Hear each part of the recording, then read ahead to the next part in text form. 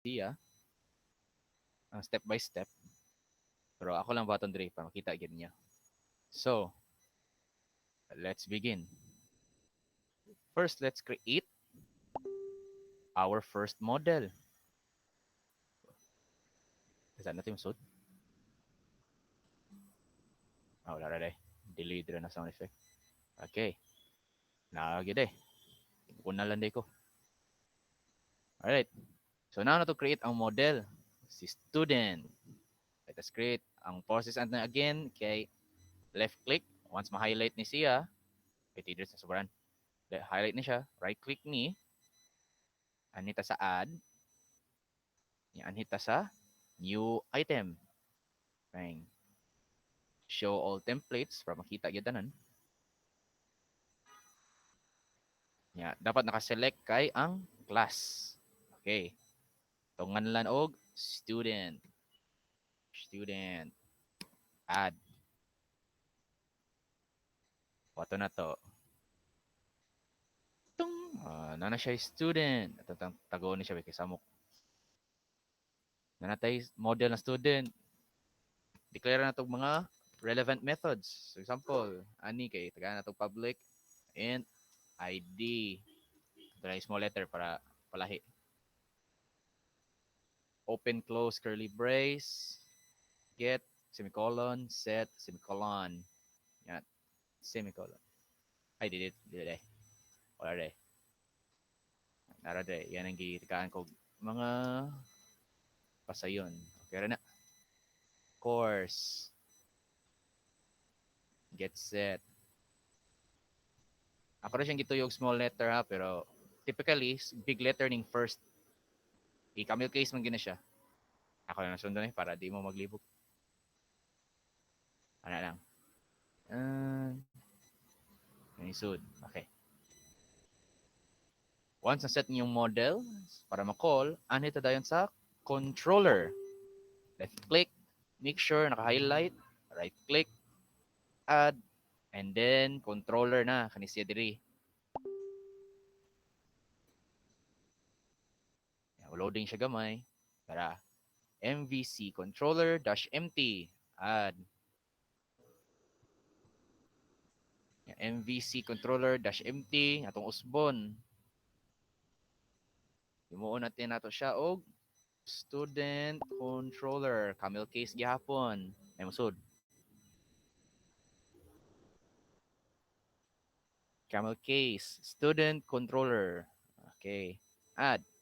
Auto na to. Dali na day. Na siya. So, na natin controller, dapat kani siya ang expected result. Using, nalay namespace. Sa akong iro ni Saba. Sa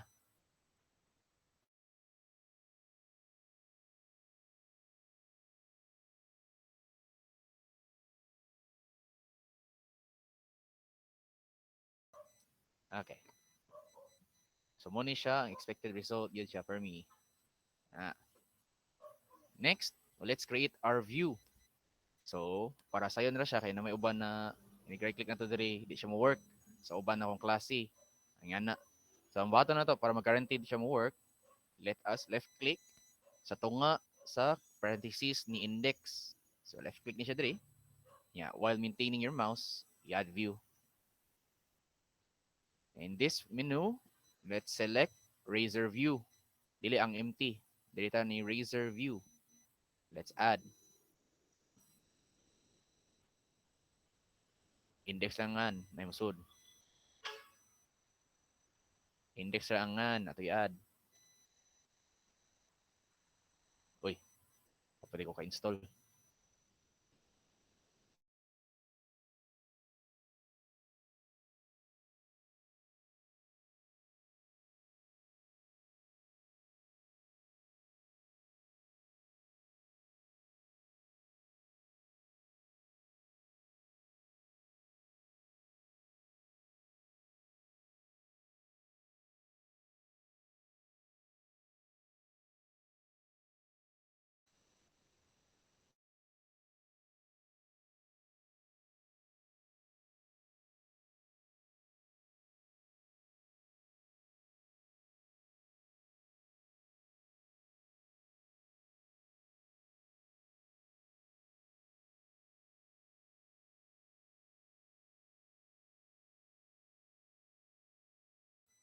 Okay, pasensya ra klase, naputol-putol to ulit nga nina.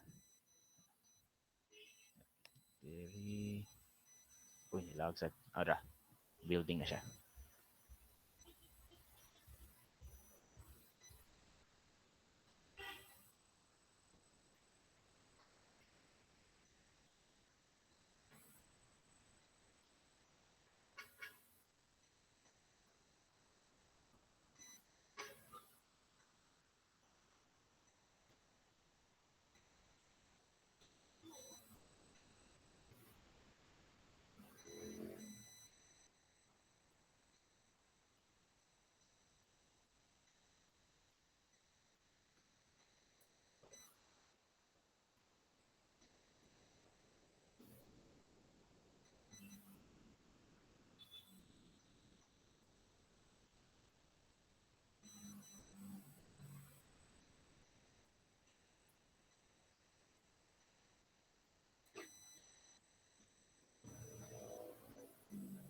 Alright. Hello, testing. Madungog ako. Yes, sir. Yes, sir. So, na-create na ang view nato for student. Yeah, diri siya ma-create sa views. Since nag-add view ta from controller, automatic ni-create siya og folder na tawag yung student. Yeah, within nasud si index. Mao na ni siya. So we have our three basic files for our view, for our model, and our controller. Karon butang na to og sud ang ato ang index na mo display sa atungan. So we start in student controller. Mo create ta og sa dividay. Sorry, ni shortcut ko. Unahon sa nato day using. Kapito na to ni siya diri. Ato ang namespace suming our project dot models. So atong gi-call ang atong models folder. So nang huwam ta og class diri. So kani siya ang class file. Ato siyang gi-call. Meaning maka-access na ta sa models nato. And then let us use it. Let's create a model called student. Datang pa spawn para dilibog. Student pupil equals new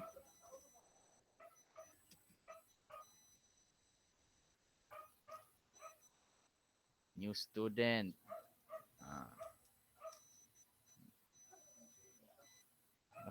Gamit ta og class na student, we created a new variable called pupil. Nag-create ta ni so na siya atong terminate pa ni siya. Yes. Double check na to. Nawa ko na da. After sakto lagi. Curly brace dili terminate. Curly brace ta. Declare na to variable. Sa full ID ani ni pupil kay sa man 111 lang. Iyahang name kay na lang. Ana lang. Ay curly kama. Then lastly, yung course. Ano lang, ginawa na sa ni. And then, terminate na to using semicolon. So we have now created a new object called pupil using the class student. Siya. Create na ta niya. Then, ato siya gamiton pang return.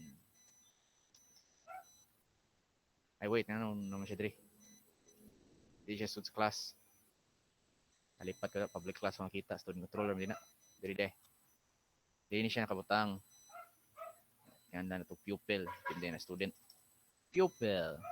So, sabot ani niya, na siya gi-create na object with these values using our model. Ade. Gamit ang atong model. So, meaning, whenever this view is opened, mo niya i-display. Ito. Ay, musod.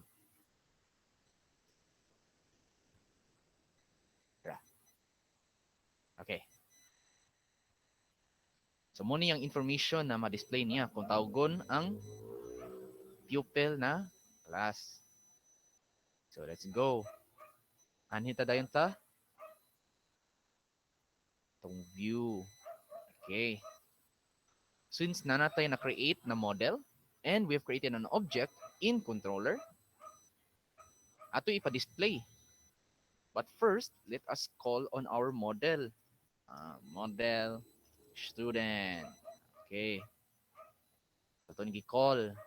Yellow lang ni siya dahil sa ko ang color scheme. Kung ang katotong iyong black sa term niya, black appearance, violet ni siya. Pero okay na. So let's call our model class na student. Ito tawag na yun. Let us create. Leaders na sobraan ako close tag.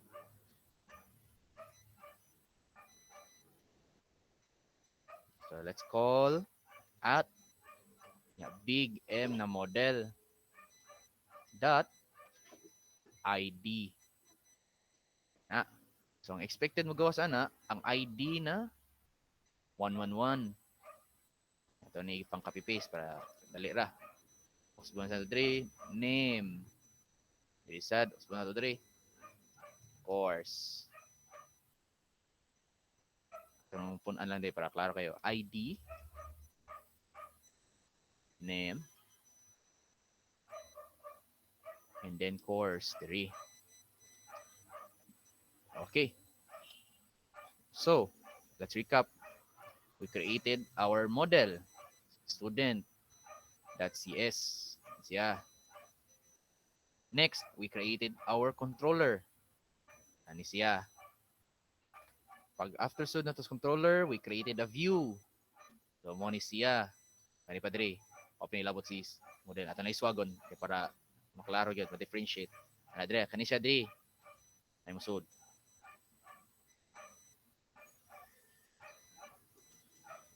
Muna siya sa view. Once na-create na nato ang 3 parts, nibalik ta diri ni controller. Pag niya to ni controller, we created an object using class student named pupil. Then atong gigamit ang iyang parameters.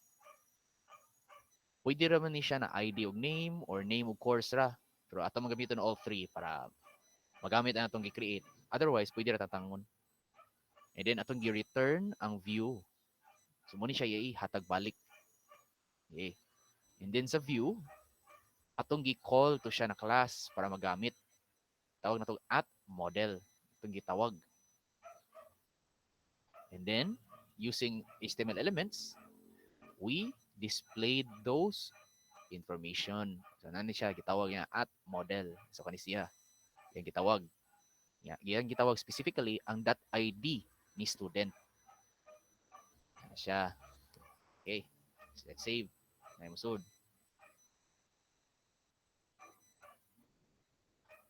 Since na-create na siya, ato ipa-display.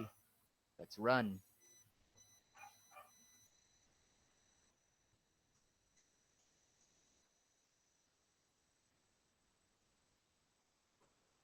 Ipa-run.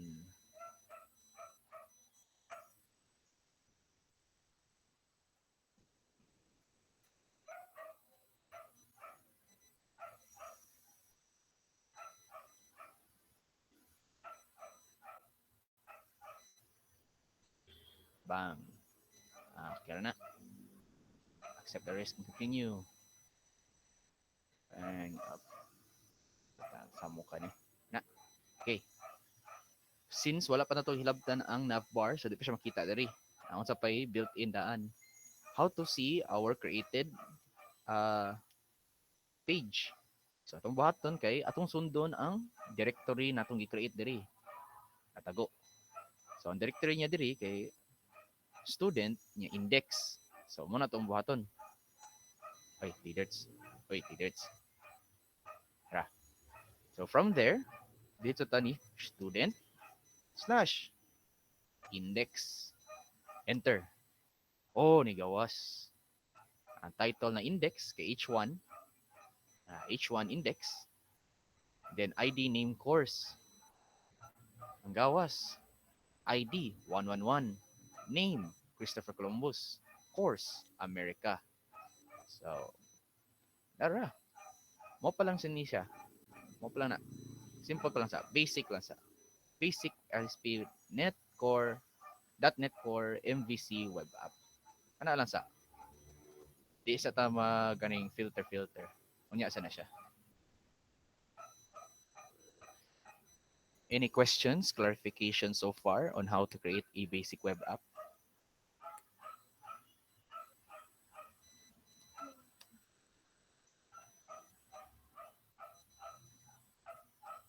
Hello?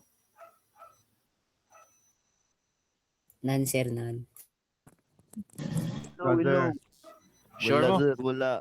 brother. Pantay bitaw. Okay. As I mentioned, this is your assignment. Karang button Uh, there. Karon ginabuhaton. Ito na set ba na tarong ang deadline na ni? Magkuhan ako na change. Kaya magwa again ako na change. Tapos let me stop para di mag-lag. Before. So, ang buhaton na niya, kay ito pang taon, asa ni siya naka-save. Ayaw i-save as ha, kay kasagaran ninyo kay di mo kabantay na ang usara ka file ang gi-save ana niya. Nayo ba naka-follow ra nakuha ang tibuok pero para safe lang yun. Anita, open file balita ko no.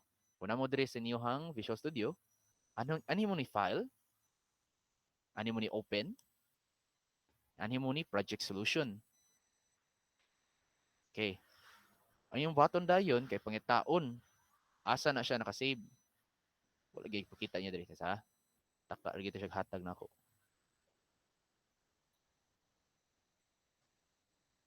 Dara. Taka siya hatag. Ito maong ni gawas. Naman to. Let me check. Kay murag niyabag lagi ni siya kay taka siya hatag nako. Mo ni siya ang dapat na address. Nganong di mao yung kita?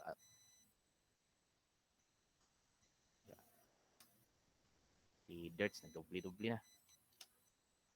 Mo ni siya dapat ang yung ipakita. Dito mao. Desktop gid siya. Askang lawgawa. Ha. In that case, dahil lang day button. Ano lang day? Data sa save as. Itagaan ka sa inyong specific page. Button niyo kay arrow up. Arrow up. Arrow up gyud day. Kung makita ninyo ni siya, si .sln or solution, up pa mo yung kausa, kani siya. Mo ni inyong kwaon. So, yung kwaon ang address. Inyo i-enter diri sa inyong File Explorer. Ato ibalik. Ani mo sa File Explorer ninyo. Lag na sad. Dra. Ani mo sa address bar. Enter. Yan na diri. Makita. Mo ni siya inyong ito siya si send to. Wala may send to diri lagi. 7-zip ay lang diri kay wala man may 7-zip tanan. Asa to si compress to ayun ning rar. Wala koy send wala. Ako lang ni 7-zip to .zip being used by another. Ay, wala pa na ako na-close. I-close siya para ma-zip og tarong. Again. Delete ni siya, delete. Okay. Ato i-zip. Sa uban yung computer, nara na siya usually kadang compressed to. Select ang zip format. Wala gyud mo ato kapres ako pag install lang mo og 7-zip. Makita ra na siya diri 7-zip.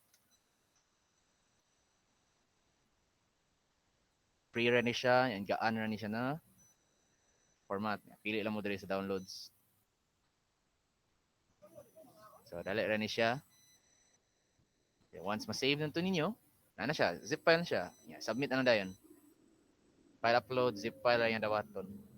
Sir, ngano wala may RAR or 7Z? Okay, sa RAR, naiuban na RAR na di mo gana.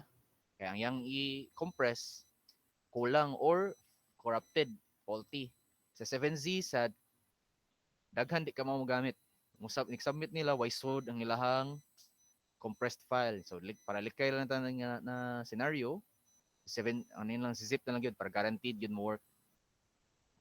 Sige. Delete. Any questions or clarifications so far on how